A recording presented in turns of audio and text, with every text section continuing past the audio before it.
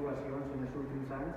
per a poder haver ficat en valor aquest espai. Aquest espai és més gran que tot això, el que habilitem ara són 400 i pico metres,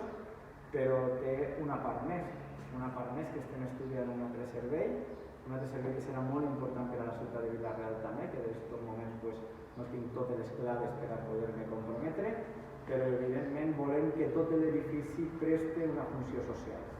En definitiva, afiancem l'aliança amb la societat civil, el nostre compromís en Creu Roja perquè és part de la nostra ciutat, ens ajuda a fer de Vila-real una ciutat més humana, una ciutat més solidària i una ciutat millor. El treball de socorros també reconèixer-lo, evidentment, i tota la intervenció social que se fa conjuntament en la nostra regidoria de serveis socials. Agraïs també el treball a la tècnica, a Pilar, al seu regidor Álvaro,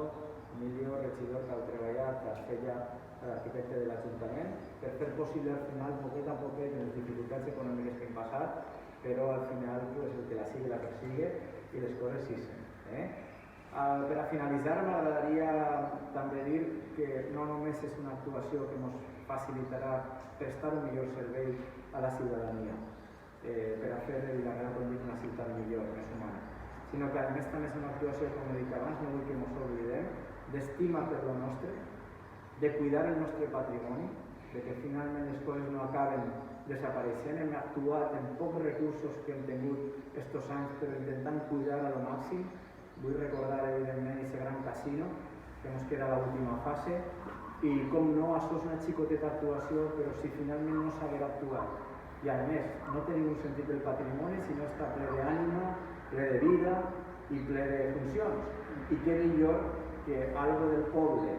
que va crear el poble en el seu moment com un element d'una estació de tren avançat, innovador en aquella època, ara se convertisca també en l'estació que ens té que dur a aquesta societat millor, innovadora, internacional d'esta Vila-real del 2030.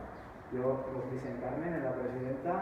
que també vos comenta una coseta, i dir que, en resumen, afiançar l'aliança amb la societat civil,